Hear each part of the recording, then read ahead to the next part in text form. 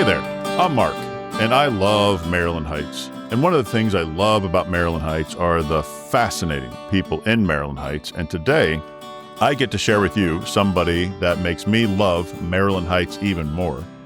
And that person is Russ Wurl. So Russ Wurl, welcome to our conversation. Thank you. So Russ, because we're in Maryland Heights, how long have you lived in Maryland Heights? About 55 years. About 55 years. So I have been in Maryland Heights for 19 years. So you've been here a few years longer than me. Just a few. The reason why I wanted to have you on for this conversation is you are now 92 years old, right? Right. 92 years old. That's a lot of times around the sun. So almost over half your life has been here in Maryland Heights. Right. Okay. So as a fantastic part of our community, which I'm hoping people will get from our conversation, I want to just kind of share your life story. So Russ, where were you born? I was born in the St. Louis County Hospital. Where did you grow up? I grew up in the city down by Fairgrounds Park. How long did you live there? Till I was 12 years old. It turns out from my research that you were born in 1933. Is that right? Correct. So some other people that were born in 1933, there's an actor named Michael Caine. He's one of those names where I would not recognize it by the name, but he's been in over 130 movies, and he famously played Alfred the butler in one of these Batman movies. Also, Elizabeth Montgomery. She was the star in Bewitched. Did you ever watch Bewitched? Yeah. So when I was growing up, you don't want to play with witches or witchcraft or things like that, but I would always see I Dream of Jeannie and Bewitched as just really good shows. When you were growing up and Bewitched was a thing, well, I guess you were an adult at the time. Was Bewitched sort of like a naughty show, or was Bewitched a good show? Yeah, as far as it's good show as far as we were concerned. Now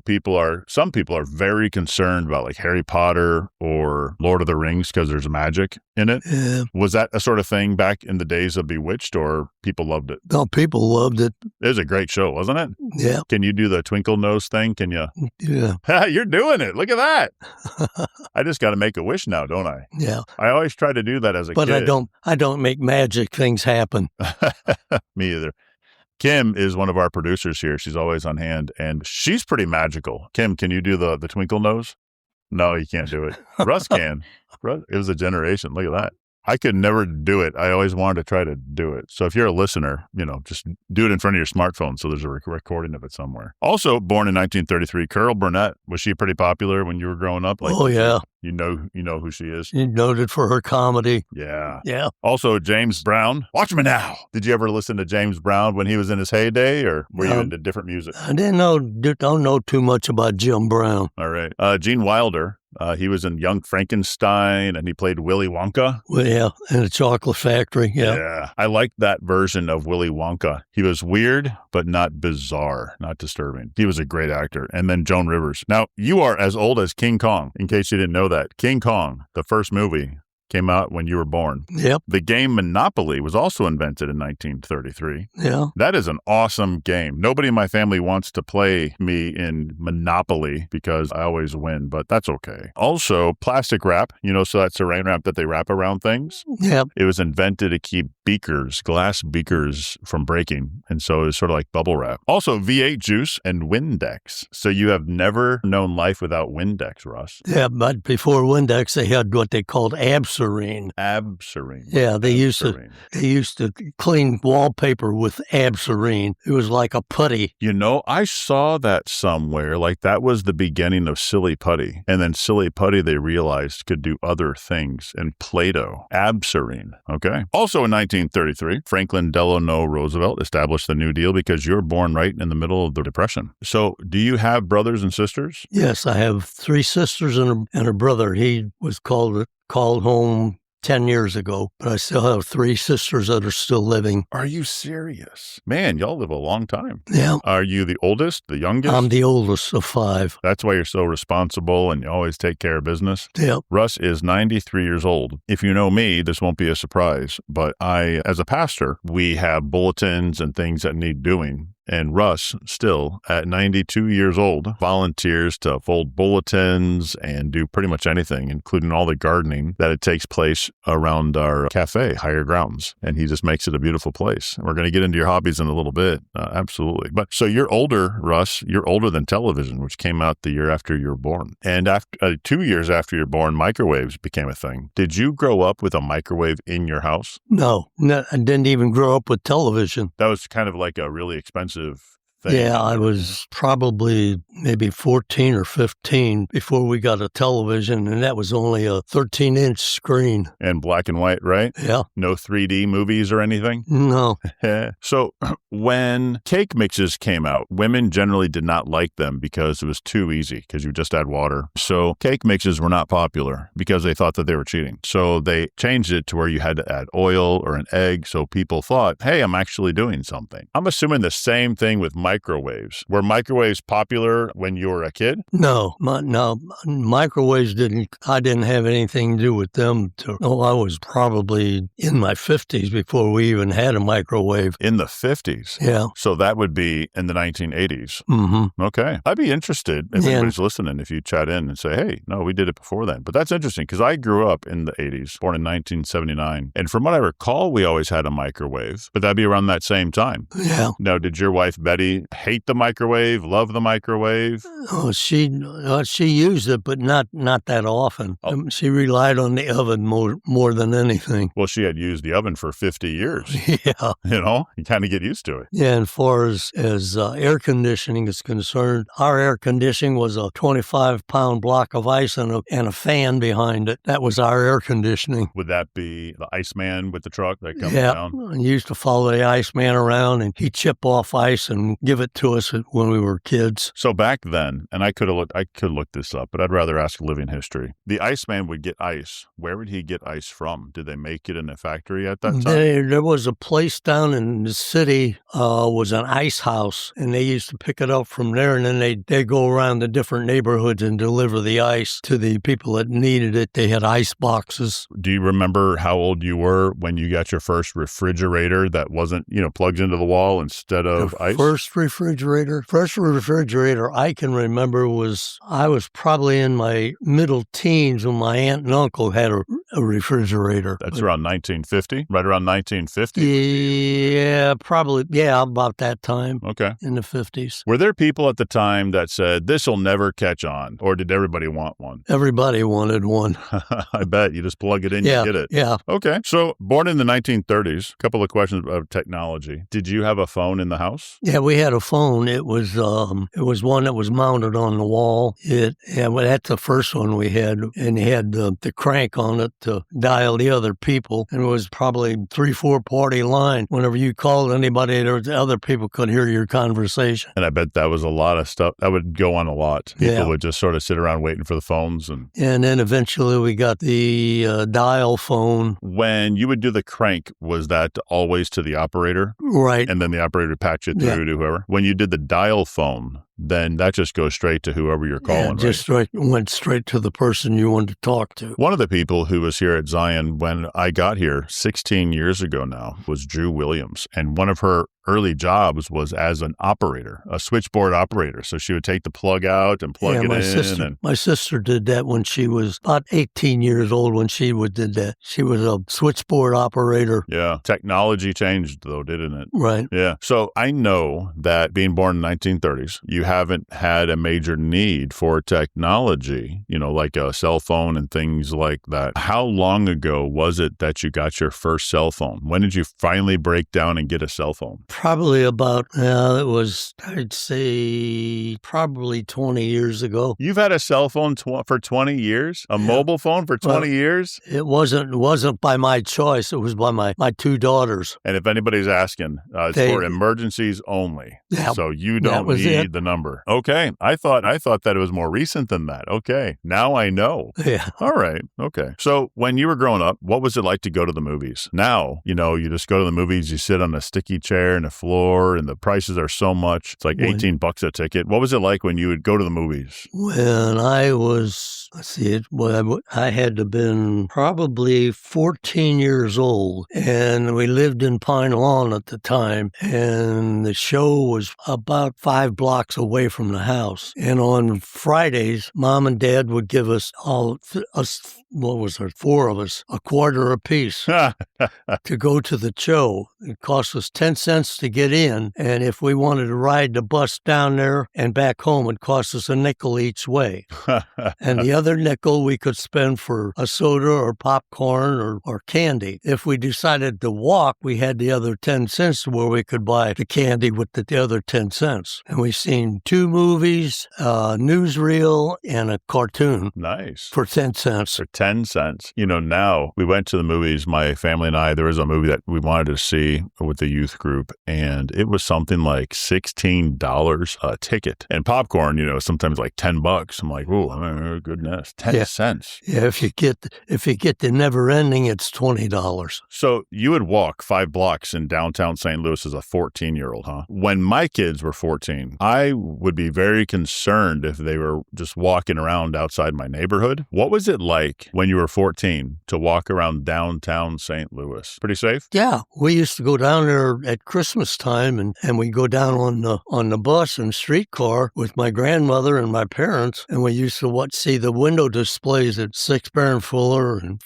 Famous and Bar. We do that every year. No problem with that. Now, would you ever go downtown by yourself? No, never by myself. Okay. Always had some parents, one of the parents with me or my grandparent. Yeah, just always good advice. Yeah. So what was it like growing up with radio? Because every house had a radio, or you knew someone who had a radio in the 30s. What was it like to not see TV, but to listen to everything over the radio? What was that like? Well, we listened to everything on the radio as far as music, and listened to the Lone Ranger and Tom Mix and Superman and all the different programs, Captain Marvel. And back then, space was just talked about, and different ideas that they came up with, never realizing that someday I would see that happen. Yeah, because in the 60s, I just watched a movie called Hidden Figures, in which they're trying to figure out all the math to put people into space and on the moon. And it was a very different world back then, you know, so much adventure and unknowns. So when my grandpa would tell me stories when he was a kid, he would always talk about the Shadow Node. Did you ever listen to The Shadow? Yes, and the Green Hornet. The Green Hornet? Yeah. Oh, man, that's so cool. It's amazing how many of our comic book heroes are from the 1930s and the 1940s. So if you're big into comic books, y'all, I encourage you to look up your superheroes. Superman, at the beginning, actually started to be a villain who tried to enslave the world, and they realized you can make one comic out of that. Let's make him a good guy, and then you can sell a whole bunch of comics. It's a very different time. All right, so as you grew up, as we're sharing your story, you grew up here in St. Louis. Have you lived, apart from when you were in the military, have you lived in St. Louis your entire life? Yes. Oh, this is so cool. So the only break that I had was one time my dad lost his job, and he was told that there's work in Phoenix, Arizona, and we moved to Phoenix for about 6 months, and then we came back to St. Louis because the job fizzled out. Okay. And then the only other time was when I was in Korea. That's the only break I had in my lifetime. What did your dad do for work? Originally he was a roofer, and we lived above Frederick Roofing Company up until I was 12 years old. And at that time, I could walk down to the Fairgrounds Park with my dad in the springtime, and he used to dig dandelion greens and bring them home for Mom to cook, like spinach. Really? And at different times, my mom used to let me go down to the lake and go fishing down to the lake, and I would catch fish and bring them home and clean them, and then Mom would make them for dinner. Which lake was that? That was down at Fairgrounds Park. Okay. Down at Grand and Natural Bridge. Oh, okay. That's down toward the city, yeah. So being in St. Louis your entire life, apart from a couple of here and there, when Pearl Harbor happened in the 1940s, what were you doing? Where were you? What do you remember? Well, we still lived down in the city. Dad was still working on a roofing company and never thought too much of it, really, as a kid. Mm-hmm. My father was never in the military because he had too many children. Yeah.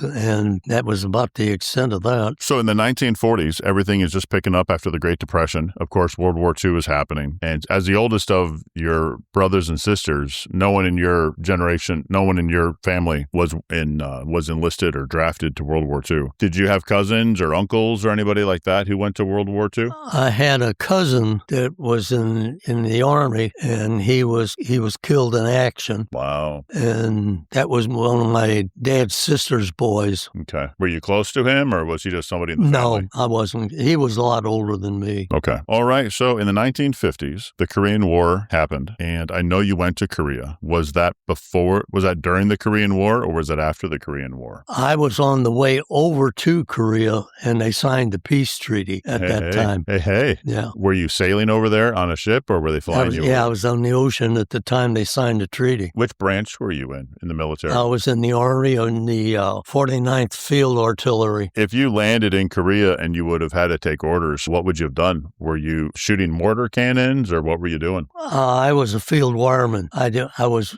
connected with the communications between our outfit and the headquarters and forward observing posts. We used to maintain the communication lines. Were you the main communicator that would actually radio in, or were you supposed to make sure that the system worked? We just maintained the lines and laid the lines. If there was a problem, we corrected the problem. Okay. It's always amazing. When I grew up, every person in the military had a gun and they shot, and they held the line and stuff or gave orders. There's just so much more that if they don't have that stuff in place, nothing works.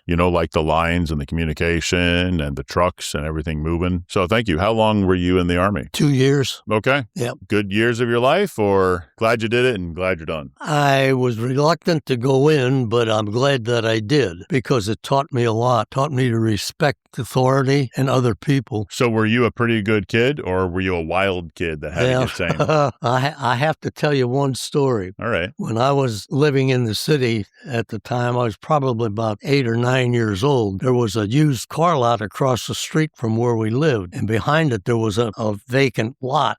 And I used to go back there and get snakes, and I'd put them in my pocket and bring them home. And I used to get in a lot of trouble over that. How old were you when you do that? I was probably 10 years old. Okay, so these are snakes just for fun. These weren't snakes. Yeah, I just brought them home anybody. just because I like snakes. So I will tell you this. I'm a pastor, and so I know all creatures are God's creation. I really like birds. Birds are cool. I really like lions and horses. Some animals I like more than others, but I would love a pet snake. But in the Bible, there's nothing good about a snake. No. But man, they are beautiful. How they can move around, and they don't have legs. They're just basically head and tail, and they do a really good job. So snakes are beautiful. It is just beautiful how they work. Did you ever get bit by a poisonous snake, or are these just like garter snakes? Did you know the difference, or were you just picking up snakes? I knew the difference. Are there any poisonous snakes here in St. Louis that you know of? Oh, yeah. Are there? Yeah, there's cottonmouth, okay, water moccasin. Don't touch those, right? No. You've heard it here. There's copperheads, too. You've heard it here. Russ Wurl, who's 92 years old, says don't pick up poisonous snakes. And give them a wide berth. That's right. And the best tricks and tactics are passed on by the survivors. So if you live 92 years, you should listen to this guy. All right. Was it in the 50s that you met Betty? Yes, it was. How did you meet? Tell me the story. Give me the full picture. This is a long story. The guys that I was running around with at that time, one of them had a sister, and she was invited to a birthday party, and she asked me if I would take her to the birthday party. So I went to the 16th birthday party, which happened to be Betty's brother, and I met her. I was 19 at the time, and she was 14 when I met her. And I liked her, so I asked her mom and dad if I could take her out. And they said under one condition, if you go on a double date with her brother. Hey, that's a good idea. So we would occasionally go on double dates with her brother. Did he also bring a girl, or was it just you? Yeah, he had a girl too. Okay. So that's how I finally met her. And then I guess I was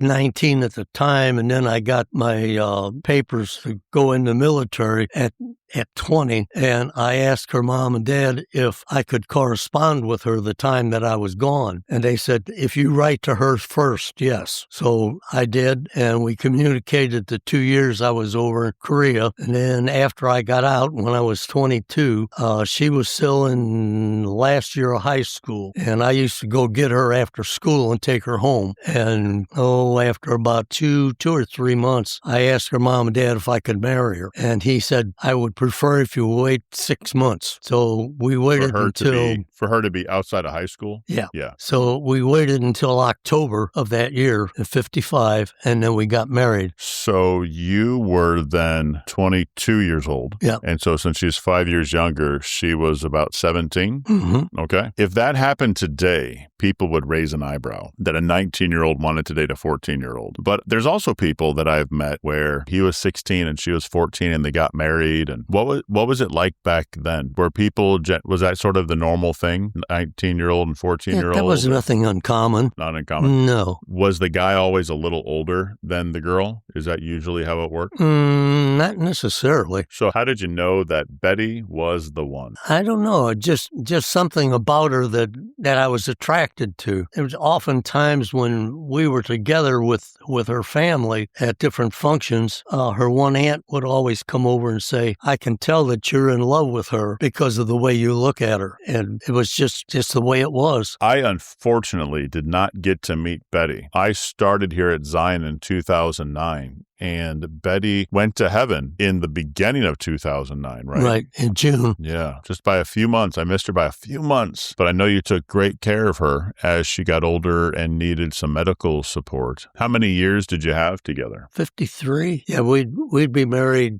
This last October, we would have been married 70 years. And you will see her in paradise, Russ. Yeah, and she's with me all the time, here, and here. Amen. Just so people know, you pointed to your wedding ring, which you still wear 16 years later. Yeah. And you pointed to your mind because you know you had a great 53 years together, and to your heart because you love her very much. I'm always thankful for that. And you are going to see her again in heaven? Yes. And then you get to introduce her to paradise and show her the tree of life and the glassy sea and all the animals that are there, and enjoy having her forever together. And it's I haven't met her, but I have met you, and anybody who would capture your heart and love and attention, Russ would be an amazing person. So we can definitely come back to Betty, but one thing that I know that we have shared in common, Betty and I, is we both love ice cream. Oh, yeah, that was another story. So she couldn't eat a lot of sugar, but she wanted ice cream, so every night. Well, right? she was on, her kidneys quit functioning, and she was put on peritoneal dialysis, and we did that every night for 5 years. And one of the things the doctor told her is to stay away from sweets. And she said, but I like ice cream. He said, well, you can have ice cream once a month. Once a month? Yeah. So she would, on the 30th day of the month, she would have ice cream. And then the next day she said, I need ice cream again. I said, you can't do that. She said, yes, I can. It's the next month, and I can have it once a month. Would you have it then? No. You'd wait till the 30th. I make her wait. You're good. What kind of ice cream did she like? Chocolate. Pure chocolate, huh? Yep. I've noticed people from your generation generally like vanilla ice cream, unless they're a little spunky. And then people from your generation like chocolate. What kind of ice cream do you like? Neapolitan. Really? Yeah. Chocolate, vanilla, and strawberry. You're a wild man, Russ. You're a wild man. When I was a kid, my grandmother and grandfather lived up the street from us when we lived in Pine Lawn. And I used to go up, after school, I would go up there. My grandfather sat out on the sidewalk sharpening saws, and I would go up there and visit with him, and he would send me across the street to the confectionery to get a quart of ice cream. But I would have to take a piece of newspaper and a brown paper bag, go to the confectionery, get the ice cream, put it in the newspaper, in the paper bag, and bring it back across the street so it wouldn't melt. I'm assuming that they weren't able to get it as cold as they can now, like 0 degrees. That's cool. What flavors were available when you'd go across the street as a kid? But Neapolitan. They actually had Neapolitan? Oh, yeah, yeah. Oh, wow. And then Grandma would make waffles, and then we'd slice the ice cream and put it in between the waffles and make ice cream sandwiches with that. So I just got to say, I had no idea that was a thing. Yeah. If you're listening to this and you're 92 years old, it's really important for you to share your stories with people. And if you're not 92, it's really important for you to go talk to some older people because their stories are awesome. These are just awesome. So enjoy Russ with me. Keep enjoying Russ with me. But if you've got an older person in your life, go talk to them. Just let them talk and share their stories. Interview them. Okay. So over your time, I've noticed my dad always always loved the 1950s and 60s music. And my mom, she's fine with any of the oldies, 1950s and 60s and 70s. What kind of music do you generally listen to? Do you listen to music? Right now? Mm-hmm. Not particularly. What I do like is I like opera and I like country western. I like to listen to the Three Tenors. Yeah. And the river dance. I like that type of music. That's fun. Whenever I am weightlifting and it's a really hard exercise, I will listen to something that's like river dance. It's called sea shanties. It's sort of like Irish joking songs. Right. And I like listening to those because it tells me, hey, it might be a really heavy weight that could kill you if you mess up, but it's fun. It's fun. You're just having fun. And so it tells me, this is nothing hard. So that's interesting that we've got river dance in common. Have you ever seen those like in person or on TV? No, I've seen it on TV. Yeah. Their feet go so fast. Oh, yeah. Their feet go so fast. One of the people in our congregation, part of the Milligan family, they can do river dancing and Irish jig dancing. So, really? Yeah. I'll have to bump you into the one who does it. Let's see if he still has his magic twinkle toes. Is it Donna or Joe? It's one of their kids and grandkids. Oh, so, okay. Yeah. So when you were a kid and you wanted to listen to music, you'd turn on the radio, right? Right. Did you have a record player growing up? No. Was that more of a married life thing? You'd get a record player and put the record on the record player? Yeah, we had a 45. Okay. 30. Well, we had a 33 at first and had the black discs that we used to use. Yep. My aunt had one of the old Victrolas, and when we'd go visit with her, we used to listen to that. Did you, after a while, when you do the records, you have to start using cassette tapes? Did you ever do cassette tapes? Yeah. Okay. After cassette tapes came compact discs. So once you bought all your music on cassette tapes, you had to use CDs, compact discs. CDs. Did you ever get into those? Yeah, pretty much. Okay. After compact discs. DVDs. Yeah. Then they start getting all your VHS, your video cassettes, ends up being DVDs. I've got those. I've got DVDs. Yeah. And then it became Blu-ray discs. Yeah. And now music is all on the computer. You can still listen to the radio. You can still listen to all the other technologies, but now it's all MP3s and MP4s and reels and everything. So I've noticed people who are older, they experienced Elvis Presley. Do you love Elvis Presley, hate Elvis Presley, or don't really care? I used to like to watch him on occasion. I was never a big fan, but occasionally I watched him. There are some people who just love him. And so for their funeral, they'll have Elvis Presley at the funeral. And that's okay if that's their choice. That's their choice. But his Lord's Prayer, it seems like it takes 15 minutes, and it's just like, that's a long Lord's Prayer. But, at his time, he was a trailblazer. He just did things. All right. So before we get into super current events, a question that I have for people who live and grow up in St. Louis, Russ Wurl, what are your thoughts about Provel cheese? It's good on pizza. Okay.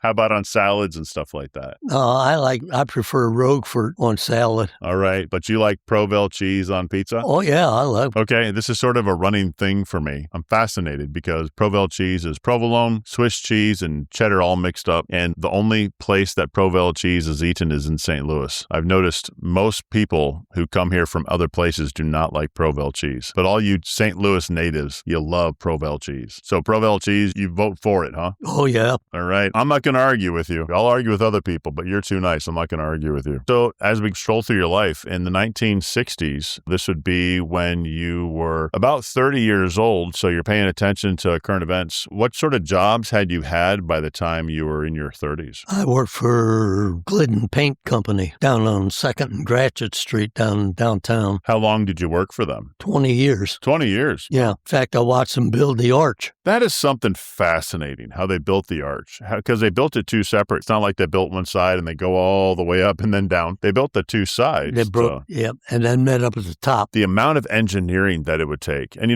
wind is blowing it around and everything. That is just amazing. So you actually worked downtown and lived downtown, and you were able to see them build the arch. We used to go walk down there every day that we worked. My father-in-law and I, we used to walk down there every day, watch them build it on our lunchtime. That's pretty cool. That's a pretty cool thing. Yeah. Now, did you ever get to walk up it once they opened? Because there's a staircase inside it. I've been in it, but it took the elevator up. I would love to take the stairs just once, I would love to take the stairs. Good cardio. It would be very good cardio, which I hate cardio, but to climb the arch, that would be pretty nice.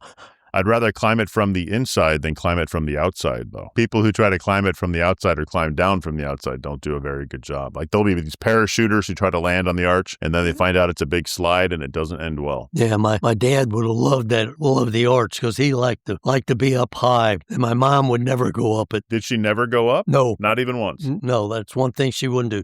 She'd fly in an airplane either. Really? No. So whenever I'm doing something like that, I think millions of people have done this, or millions of people fly every day. The chance that something bad's going to happen when it's me, virtually nothing. Now, things happen, happen, but not likely going to happen to me. So I always go for the adventure. I always go for the risk. So in your 30s, in the 1960s, John F. Kennedy had gotten assassinated. Right. That was a pretty traumatic event for the nation. And then they were going to transfer the assassin, and then he got assassinated. When JFK got shot, do you remember where you were or what you were doing? No, I was probably at work. And then when I got home, Betty told me that the president was shot. And then on the news, we watched it. Was the whole nation just glued to everything about it? Oh, yeah. It's traumatic anytime you hear a shooting. But now, sadly, you kind of get jaded to, oh, yeah, okay, it's another shooting. And each one of these is deeply terrible. But I can't imagine what it'd be like in the 60s to see something like that, because that just didn't happen in America, did it? No. I know Abraham Lincoln was shot, but that was a few years before you were born. Right. That had to be pretty disturbing. Was the nation devastated, or were people just going, oh, that's terrible? No, they were devastated, definitely. I imagine so. People are still talking about it. I heard a podcast earlier today about the assassination. I thought, man, here we are more than 50 years later, 60 years later, and we're still trying to scratch our heads what's going on. All right. So as you're getting into your 30s and 40s, living life, you have a lot of things happening. Civil rights, you have hippies kind of becoming a thing. You've got drug culture really kind of happening. You've got a lot of movements and protests. When you were in the 60s and 70s, did you just put your tie on and go to work and come home and do the best, or were there scary moments for you here in St. Louis? No, there was never any scary moments. It's just normal daily routine. At the paint factory, was the work floor still segregated, or was it pretty integrated? Oh, we had black and white both working in the same facilities. Good. I just watched this movie, Hidden Figures, where it's in the 60s and they're really struggling with integration. And I love Kevin Costner has the scene where he beats off the wall this sign that said colored restrooms. And he goes, black, white, it doesn't matter. And my grandpa, when he was a young adult and my dad was a kid, my grandpa, who grew up in Chicago, lived in Chicago, he pointed to a black person and he asked my dad, do you know the difference between him and me? And my dad said, I don't know. And he said, nothing is different between him and me. And that's definitely been a big core memory in my family. I love to hear that people were ahead of the times for that. When I watched that movie, Hidden Figures, I was getting angry that it wasn't a thing, but I'm glad that it's no longer a thing. I know obviously we're still working through differences and people's feelings and individuals, but the first time that I had any experience with segregation was when we lived in the city and I was just a young boy. They had a swimming pool down there, and I could remember that was segregated then, and they had a race riot down there. Oh. And that's the first time I had any experience with that. And that's when you were a kid in the 30s and 40s? I was probably 11 years old at the time. A lot of tempers were lost and a lot of people angered. I can understand. And then on the bus, they were always sitting in the back. Yeah. They could never go in the front of the bus. Yeah. But then as years went by, that changed. Good. All right. So 1980s happened. Video games are starting to show up. Not for me. Not for you.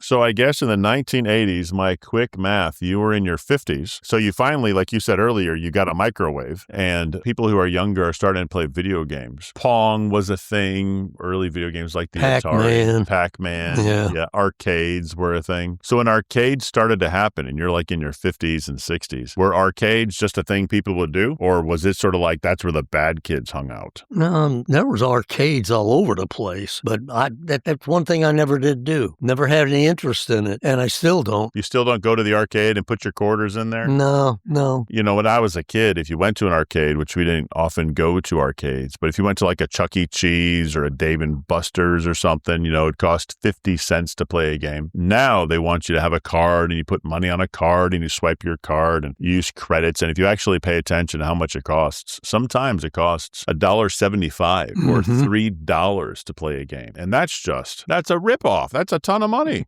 I'm going to be that guy. Back in my day, you could play Street Fighter 2 for $0.25. And you can say, back in my day, you can go see a movie for only 10 cents. Yeah, back in my day, when I was a young boy, I used to go buy a stick model airplanes for 10 cents and put them together. And then after we got them all completed, and we'd take them out to fly them and crash them, go out to the store and buy another one for 10 cents and rebuild it. You know, that is so cool that you say that, because the Wright brothers were, they weren't a century before you. They were just a few decades before you. And then all of a sudden they're making toy planes. That's pretty neat. Yeah. Do they have the little rubber band with the propeller? Yeah, wind up the propeller and let it go. That is so cool. I had one of those too when I was a kid. You could get those at the hobby store or something. You wind up the propeller and just and fly it into a wall, or because you couldn't steer it. You don't buy it for 10 cents no more. You do not. You do not. You can throw a stick around for free though. Yeah. So in the 1980s, by this time, you and Betty are well into your marriage, and your children, how many kiddos do you have? I had 2 girls. So I guess they were kind of in their 20s and 30s at the time? Yes. In 1980? So were they into video games? Did they play video games on TV? Or? No, they didn't. So for fun, would you listen to the radio and read books? What would you do for fun if not TV and video games? We played a lot of board games, card games, and outside most of the time. Nature was a big thing in our family. It still is. I'm impressed about that, and I do want to talk about your gardening, because Russ, you can make a rock grow. You're amazing. Your green thumb. It's just amazing. So currently, how many kinds of plants, or what are the kinds of plants that you have in your backyard? I know it's in the winter as we're recording this right now, but what kind of plants do you have in your backyard right now? I have hostas, zinnias, mostly hostas and zinnias. I still have iris, because that one I'll never stop growing, because that's my trinity flower. Daylilies, all kinds of different annuals. And at present, I have probably 15 varieties of African violets and several house plants that I mess around with all the time. Do you have any poison ivy going right now? No. That don't happen in my yard. Not in your yard. Nope. Not in your yard. So I'm not sure how I am on poison ivy. I haven't really had a whole lot of run-in that I know of with poison ivy. I know here around church, I will try to help clean up the ditches from time to time, especially in the winter when things are less green. And I know that if I go into the ditch too far, I get a little itchy for a day or two. So I'm sure I'm allergic to something, but not very allergic to something. But then there's some people, and I've seen this, they can take poison ivy and rub it on their face with their bare hands, and then that was fine. My dad. He had no reaction to poison ivy? No. How about you? Do you have a reaction? Oh, yeah. Is it severe, your reaction? At one time it was, and the worst way I got it was thrown on a fire, and I was in the smoke, and I got it that way. What happens if that happens? Oh man, I was probably in my 30s at the time that happened. Oh, that would be like the worst way. Oh yeah. Did you choke up? Did you have to go to the hospital? No, I didn't go to the hospital, but I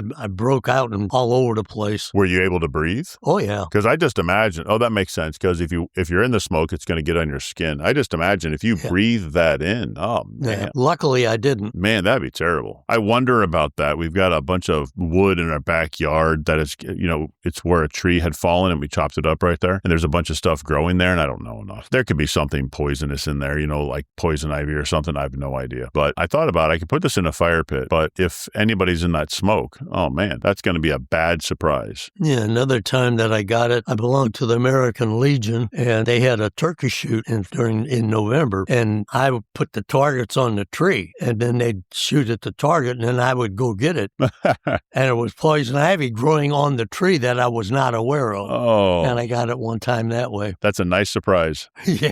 I'm just glad that you were not the turkey they were shooting at. No, me too. All right, so I know you love to grow things, and I love how generous you are with your plants. You'll grow things. We had a plant sale here a few times, and you would have a lot of plants that you would make available, and you are currently our horticulturalist, our plant guy for our cafe here at Higher Grounds. And I know you've done some things with our preschool, too, and you've even had a grandkiddo or a great-grandkiddo in our preschool. Right. And I know he did a very good job, and our teachers love him. And I asked our current preschool director, I said, hey, I'm going to be interviewing a guy named Russ Wurl later today. And she had this huge smile. And I said, you remember Russ? And she goes, oh, I love Russ.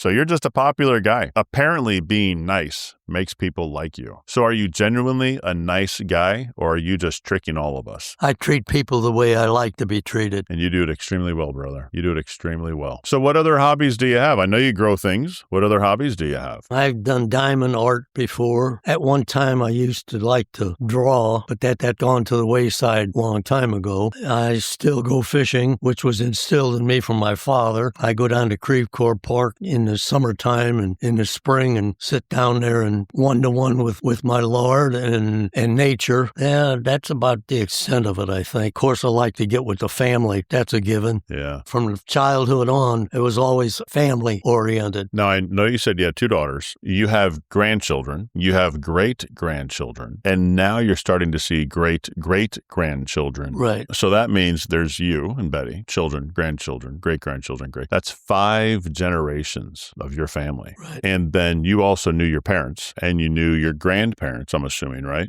I didn't know my dad's parents because they were called to glory prior to my birth. But my mom's side of the family, we was always with my grandmother and grandfather, and that's where my love came from. Did you get to meet any of your great-grandparents? No. So you know you and the next 4 generations, and you know the 2 generations before you, parents and grandparents. That means you are a living link of 7 generations. Yes. So just again, I'd encourage, if you're a younger person, talk to the older people, even if they're not a part of your family, because they know people now and they know people who came before them. And they're going to have some great stories, like chasing the Iceman with his ice, or getting a paper bag and newspaper to go get ice cream. Neapolitan ice cream. I had no idea that was a thing here in St. Louis. All right. So I know you said that you worked for the paint company for 20 years. Did you have any jobs apart from the military before the paint company? Before the paint company, yeah. When I was 19, I told my dad, well, prior to that, when I was 16, I used to caddy over at Norwood Hills Country Club in the summertime. And then when I was 19, I told my dad I wanted a car. And he said, if you want a car, get a job and buy one. So I went to work with my father as a roofer. Okay. That's a hard job. And I worked with him until I went in the service. And then after that, into the paint business. So after you worked for the paint company for 20 years, were you retired? You were done? No, 20 years with Glidden. And then they built a completely automated plant in Huron, Ohio. And they didn't take any of the people from St. Louis up there. So I was out on the market looking for another job. And I worked off and on for different paint companies for short periods of time. Then with the love of flowers that I had, I decided to go to floral design school. And I did that. And I went to work after I got out of the floral design school, went to work with the florists that taught me for a short period of time. And then I finally got another job at a paint company working nights. And I worked 2 jobs at that time for about 7 months. Ooh. And then I finally got a permanent job with Spatz Paint Company. Okay. And that's where I met Rollin Woodcock. And I was with them for 10 years. And then they burnt down. And then I got a job over at Broad Dugan. And I worked with them for 10 years. And Mr. Dugan passed away. And his son sold the business. So I was 64 years old at that time. And I said, I'm not starting over. So I retired and been retired ever since. And Broad Dugan, was that a paint company? Yes. Cool. All right. So let me ask you a couple of just quick questions. What would you say is your favorite color? Blue. That's a theme color here for Zion, because our plan is to be a place where heaven touches earth. So I like the color blue. Sky blue. Yeah. What would you say is your favorite flower? The iris. Oh, yeah. You said that was a Trinity flower. Yep. I like that. And if you look it up on the line, you can see why. I can tell you why. It has 3 standards, 3 falls, 3 beards, 3 style arms, and it has a seed pod that has 3 sections in it. And that's why I call it the Trinity flower. And yet it's one flower, right? Right. Nice. And they're so pretty, aren't they? Mm-hmm. So what is your favorite food? My favorite food? Please don't say Provel cheese.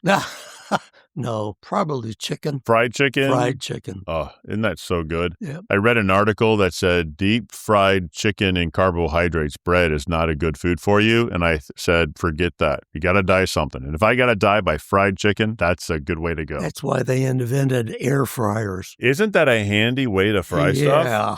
That is a handy thing. Uh-huh. All right. Out of all the vacations that you have been on, what would you say is your favorite vacation? Disneyland. Ooh, did you go to Disneyland? Yeah. In California? My sister and brother-in-law lived in California, and we went and spent a week with them, and we went to Disneyland. Did you drive there or fly there? Drove. Oh, from St. Louis? Mm-hmm. How long ago was that? Now you're going to make me think. Yeah. It was probably about 1967. Okay, so you and the wife and the kids were still pretty young. There was Sherry and Betty and I, and we drove down there. I could not imagine how long. How long did it take you to get there? Like 3 or 4 days? Well, we drive probably maybe 8 hours, and then we stop overnight and then go and finish it up the next day. Okay, because that was before interstates were really well connected. So you'd actually stop at red lights and stop signs between here and there. And you didn't go through the desert in the daytime. Oh, I didn't even think about that. Yeah, because it was so hot. Drove the desert at nighttime. I didn't even think about that. Yeesh. And you were driving a car, right? Not a horse? Yeah, car, not horse and buggy. I left that to my grandfather. There you go. Come on, old reliable. We're going to Disneyland. We'll leave you in the parking lot, but we're going to Disneyland. So a question that I would love to ask you is right now in politics, it's very hateful. Right now on TV and the news, it's very hateful. You'll see that politicians or people on the news, if you're not with them, like on their side, you're the worst human ever. You're terrible. You hate America. You hate people. It seems to me that that's kind of a new thing. When you were doing life in the 50s and 60s and 70s, did America think of themselves as one people with different opinions? Or has it always been this divided? Nowadays, politics to me is going to be what it is. And I just take it on a daily basis and go on from there. That's the way I look at politics. I can't change the things that are happening during this time, and I just survive the best I can. Well, and you're doing well. The good Lord takes care of me. And you're doing well. So this conversation is intended to share some of the most interesting people in our area. And I'm hoping that you have enjoyed Russ with me. But I also encourage you from this conversation, go find some older people and ask them their stories. And if you don't know older people, call a rehabilitation place or a retirement community and just see if you can participate in a game night or an activity and just talk to people, because older people are you're fascinating. You're fascinating. So Russ, before we just kind of call this a day, do you have any life advice or one-liners that have really stuck with you over time? I know earlier you said treat others the way that you want to be treated. Are there any other one-liners that you would toss out there for people? I'm thankful that the Lord gave me a support group that I have with family and love and church and nature. That's about the only thing that I can contribute my life with. Stuff comes and goes. Experiences come and go. Exactly. But people, they're forever. And those relationships, they're forever. And nothing can bring you up emotionally more than just a good friendship with a person. So with that, Russ, I think we have given enough people, enough opportunity, enough reason to go ask their friends their stories and their backstories. And Russ, I got to say, I've been a part of Maryland Heights for 19 years, and I'm hoping to finish out my years here because I love Maryland Heights. And Russ, you are one of the many reasons why I love Maryland Heights. Thank you.